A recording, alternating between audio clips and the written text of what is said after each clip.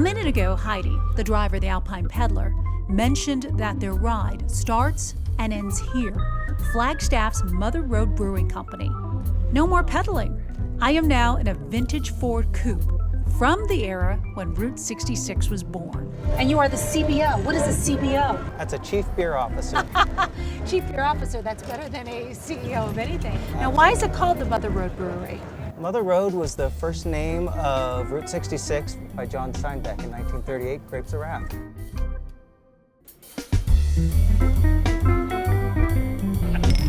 Once inside, I see what Arizona beer drinkers are so jazzed about.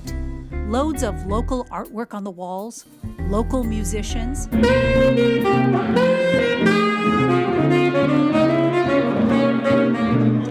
the pub's high ceiling lets the light and those sounds bounce around. But Chief Beer Officer, really?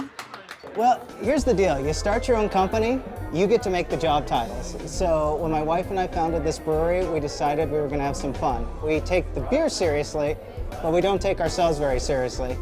We have a Chief Beer Officer, we have a Beer Avenger doing sales, and then we have our head yeast whisperer doing our head brewing. Now, I'm sure that many of you have heard of the term horse whisperer, but Urs here likes to refer to himself as the yeast whisperer. The yeast whisperer.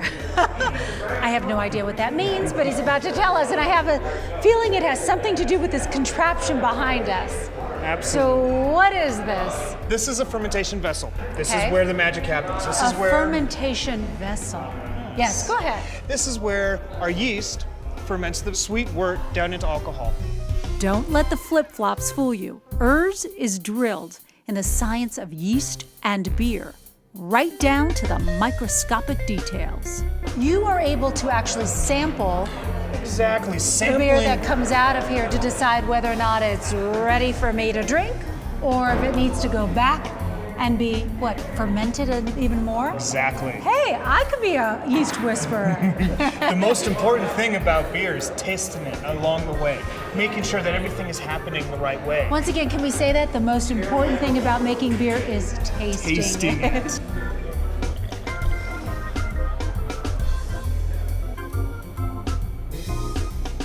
And what do you think? Wow, that's really good. It's characterful. It's got a nice balance of That malt is to bitterness. tasty. When the weather is right, Mother Road's mood can blur the line between indoors and outdoors. They keep it light even when they brew a dark draft. It's a philosophy that they pour into every one of their signature brews. Most of our mainline beers are what's called a session beer. We have a strong belief when you're out biking, hiking, carrying on out in the world. I don't like a big beer that's going to intoxicate me and drop me on the ground. I like to drink 2 or 3 beers during the afternoon. So I think one of the things about our beers is they're very drinkable. The lower alcohol lets you have a couple of them and maintain control. Flagstaff is more than 1.5 miles above sea level. That means some special challenges for these guys because Arizona's taste for their brews reaches all the way down into the low deserts. You actually have to add a little bit more carbonation than I might normally like in one of my beers, because as they start going down to lower elevations, the air pressure pushes down and you get less fizz, say down in the Phoenix, Tucson areas. It's a very strange thing to brew at altitude when most of the rest of your drinkers live somewhere lower than you. Beers with different weights, different flavors, and colors. But when it comes to picking names, the guys keep them all true to that legendary highway. When we started out, we took John Steinbeck's name in the Grapes of Wrath for Route 66. From there, we decided that each beer would be a place name based on a place along Route 66, starting in Arizona. So for instance, the Gold Road section is outside of Oatman, Arizona. It's that great winding serpentine stretch. It's magnificent if you ever get a chance to drive that. Twin Arrows, of course, from the old trading post out at Twin Arrows. Our roadside was going to be called Jackrabbit after Jackrabbit, Arizona, because I think it's one of the coolest stops ever.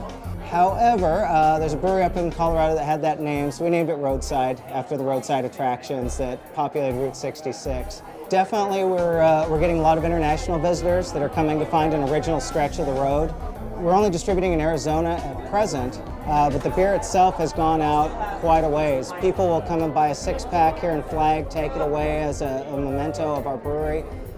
We just got a postcard from Australia, from Melbourne, and someone had sent us a coaster saying how much they enjoyed the beer and wanted to make sure we knew that they were thinking of us.